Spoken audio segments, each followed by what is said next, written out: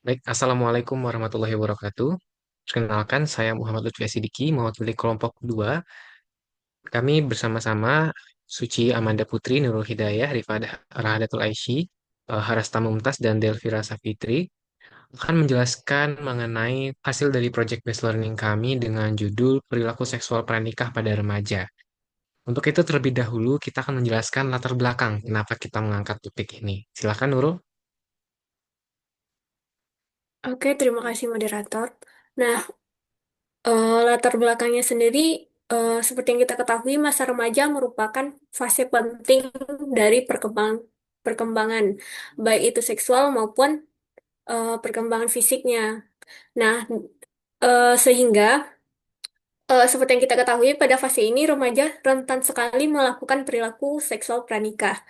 Nah, di Indonesia, data menunjukkan bahwa lebih dari 46% remaja yang usianya 15 sampai 19 tahun eh, sudah pernah melakukan hubungan seksual dengan risiko kehamilan yang tidak diinginkan maupun penyakit menular.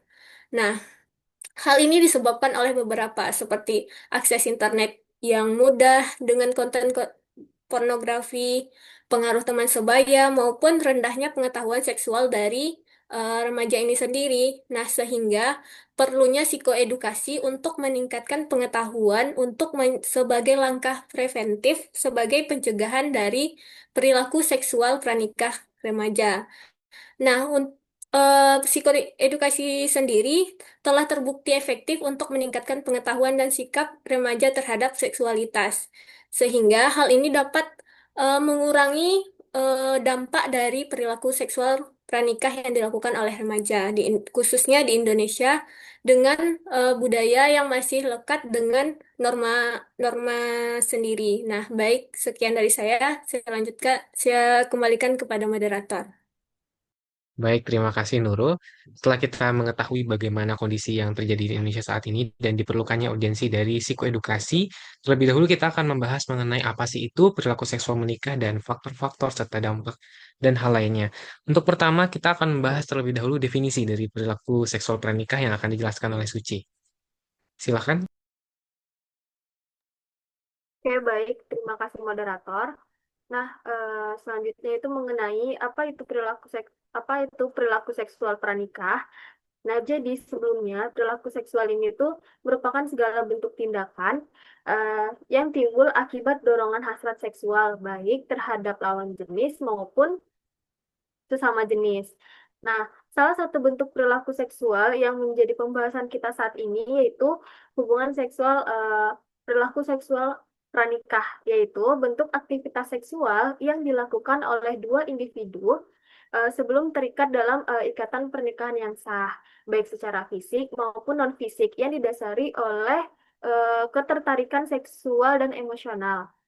Jadi, hubungan seksual pranikah ini tuh melibatkan dua individu yang tidak memiliki niat untuk membangun kehidupan bersama atau dalam membentuk keluarga dalam ikatan pernikahan yang sah gitu, baik menurut hukum negara maupun ketentuan agama.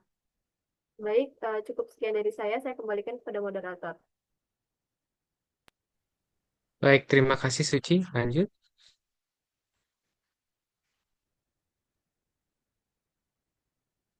Baik, Baiklah, saya bentuk-bentuk ambil dari dulu. perilaku. Ya, silakan Rifa. Hmm, Di sini saya akan menjelaskan tentang bentuk terbentuk dari perilaku seksual pranikah pada pria. Nah, yang pertama itu ada berpegangan tangan. Berpegangan tangan sendiri memicu munculnya keinginan untuk mencoba membentuk aktivitas seksual lainnya. Karena berpegangan tangan sendiri mampu memberikan rasa kepuasan seksual tersendiri. Selanjutnya itu berpelukan. Berpelukan memicu detak jantung yang lebih cepat dan menghasilkan rangsangan seksual pada seseorang.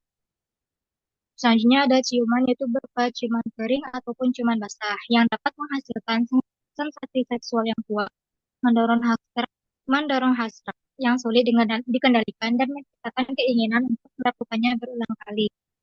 Selanjutnya itu meraba bagian tubuh yang sensitif seperti payudara, penis, dan vagina yang mengurangi kemampuan untuk mengontrol diri pada seseorang, sehingga berpotensi menyebabkan tindakan yang lebih jauh seperti hubungan intim. Selanjutnya itu petting atau gesekan antara alat kelamin yang dapat menimbulkan efek ketagihan namun tidak melibatkan hubungan secara langsung. Nah, bentuk terakhir yaitu seks oral. Pada laki-laki, seks oral dilakukan dengan menggunakan mulut, bibir, dan lidah pada penis dan area di sekitarnya.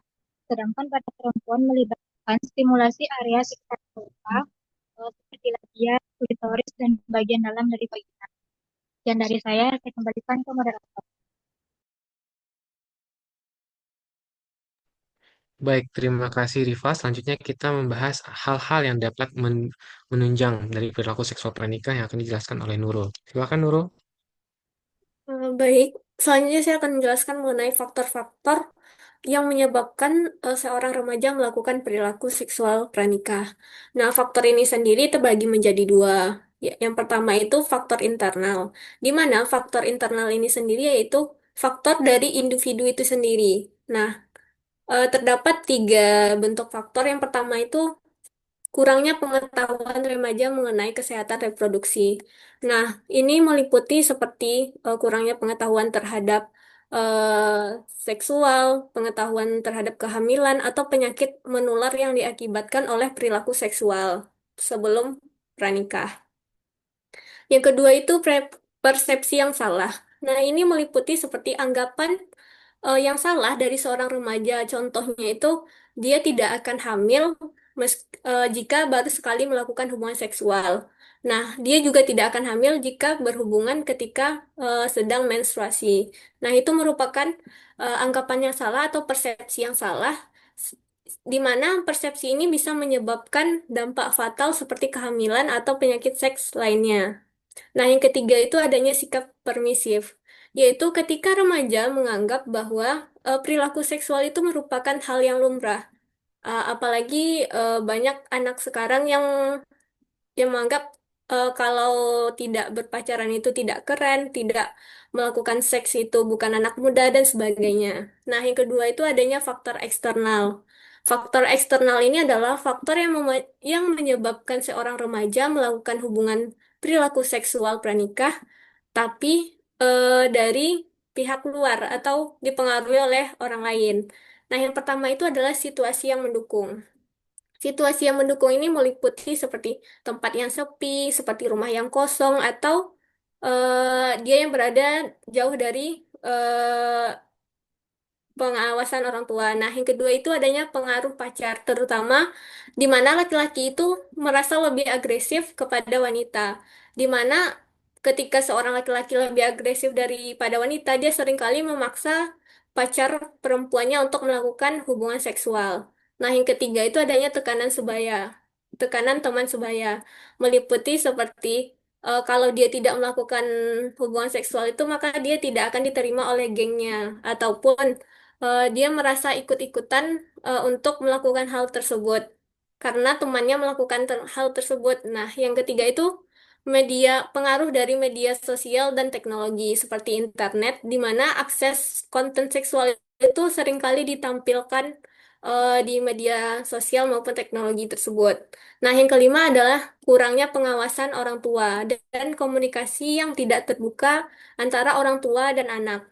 Hal inilah yang menyebabkan seorang anak melakukan hubungan seksual pranikah. Nah, ada lagi orang tua yang seperti yang sekarang ini, bahwa ketika anaknya tidak berpacaran, maka dia akan menyuruh anaknya untuk masa anak sekarang nggak punya pacar gitu. Nah, mungkin sekian dari saya kembalikan kepada moderator. Baik, terima kasih Nurul. Selanjutnya itu kita membahas dampak dari perilaku seksual pranikah yang akan saya jelaskan sendiri. Secara garis besar, dampak ini terbagi kepada tiga, yaitu fisik, psikologis, dan dampak sosial. Ketiga ini saling berhubungan dan berkesinambungan. Contohnya, ketika seseorang sudah melakukan hubungan seksual tanpa dasar pernikahan, akan terjadi dapat mengakibatkan kehamilan yang tidak diinginkan. Lalu juga dapat mengakibatkan penyakit menular seksual seperti HIV, sifilis, dan lain sebagainya. Infeksi dan gangguan reproduksi itu dapat terjadi pada laki-laki maupun perempuan.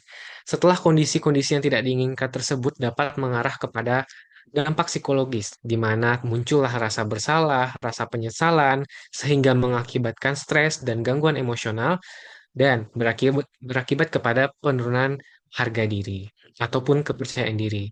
Akibatnya apa? Di lingkungan sosial, seseorang tersebut juga merasakan dampaknya, di mana stigma dari masyarakat mulai bermunculan, dapat mendapatkan sanksi dari sekolah berupa putus sekolah ataupun sehingga mengganggu masa depannya. Sehingga hubungannya dengan secara sosial juga tidak sehat. Baik, selanjutnya kita membahas mengenai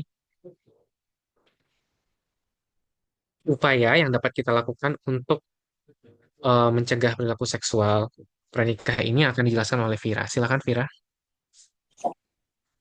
Baik, selanjutnya saya akan menjelaskan upaya pencegahan perilaku seksual pranikah pada remaja. Nah, yang pertama itu ada pendidikan seksual yang komprehensif, di mana remaja mendapat pendidikan seksual yang mencakup bukan hanya anatomi dan reproduksi, tetapi juga tentang hubungan yang sehat, pentingnya persetujuan, risiko kehamilan, dan infeksi menular seksual, serta bagaimana cara remaja menjaga batasan diri. Pengetahuan ini juga membantu remaja membuat keputusan yang lebih bijak dan bertanggung jawab. Nah, selanjutnya itu ada pelatihan regulasi emosi dan kontrol diri, di mana pada masa remaja, emosi dan dorongan seksual berkembang pesat. Tanpa kemampuan mengelola emosi dan mengontrol diri, remaja rentan melakukan tindakan yang beresiko. Pelatihan seperti mengendalikan impuls, menunda kepuasan, dan berpikir sebelum bertindak sangat penting untuk membantu mereka membuat pilihan yang lebih rasional. Yang ketiga itu ada pengembangan keterampilan asertif dan penolakan tekanan sosial. Remaja sering mengalami tekanan dari teman sebaya atau pacar. Dengan keterampilan asertif, mereka dapat berkata tidak dengan tegas tanpa menyakiti orang lain. Keterampilan ini penting agar remaja dapat mempertahankan batas pribadinya dan tidak mudah terpengaruh oleh lingkungan. Selanjutnya itu ada komunikasi terbuka dengan orang tua, di mana remaja yang merasa dekat dan bisa berbicara terbuka dengan orang tua itu biasanya lebih terlindungi dari perilaku seksual yang beresiko. Orang tua yang mendengarkan tanpa menghakimi dapat dapat menjadi tempat yang aman bagi anak untuk bertanya dan diskusi tentang hal-hal yang sensitif. Selanjutnya itu ada edukasi dari teman sebaya atau peer education, di mana remaja lebih mudah menerima pesan dari teman yang seusia dengan mereka. Dalam pendekatan ini, remaja akan dilatih menjadi pendidik yang sebaya untuk menyampaikan informasi tentang seksualitas, kesehatan reproduksi, dan hubungan yang sehat. Ini juga akan menciptakan lingkungan sosial yang saling mendukung.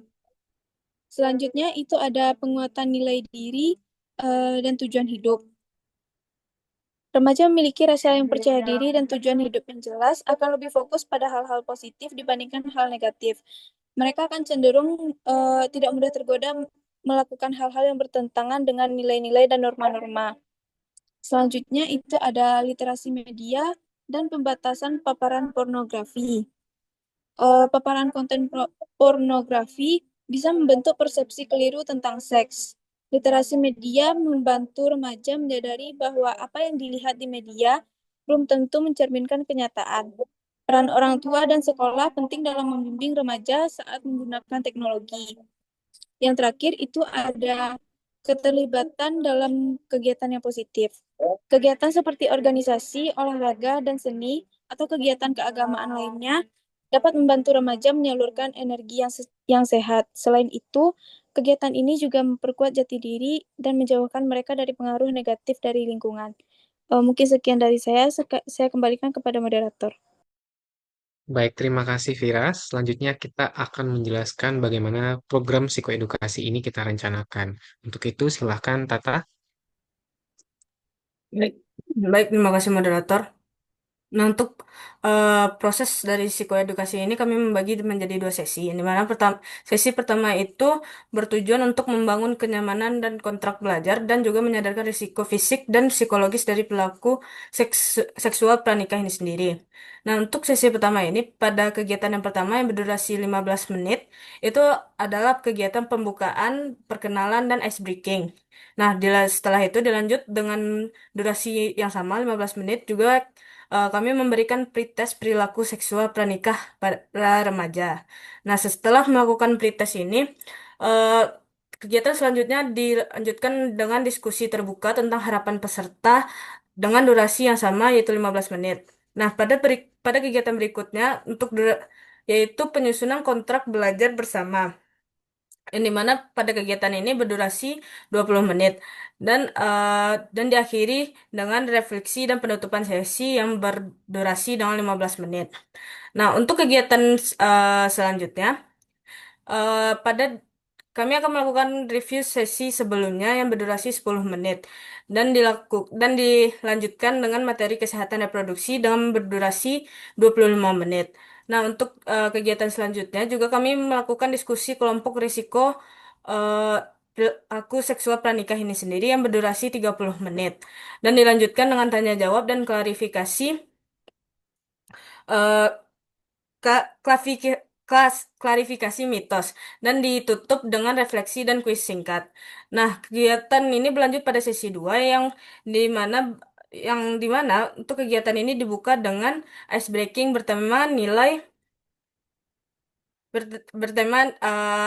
dengan perilaku seks pranikah ini sendiri. Nah, dilanjutkan dengan materi tekanan teman sebaya dan kemampuan menolak perilaku seks pranikah ini yang berdurasi 20 menit dan dilanjutkan dengan diskusi kelompok. Dan setelah diskusi kelompok yang berdurasi 30 menit, dilanjutkan dengan eh, sharing pengalaman dari para peserta yang berdurasi 20 menit dan ditutup dengan penutup dan pesan-pesan untuk para peserta. Mungkin cukup sekian untuk rundown dari psikoedukasi kami ini sendiri. Saya kembalikan kepada moderator. Baik, terima kasih Tata untuk penjelasannya. Nah, dalam menjelaskan edukasi tadi, kita juga dapat menggunakan alat peraga seperti banner yang sudah kita buat ini. Dikarenakan kondisi yang tidak memungkinkan pada saat ini, kita tidak melakukan psikoedukasi, namun alat peraga ini kita berikan kepada SMA Pembangunan Laboratorium Universitas Negeri Padang sebagai bentuk dari kampanye atau kampanye kami terhadap pencegahan perilaku seksual pranikah.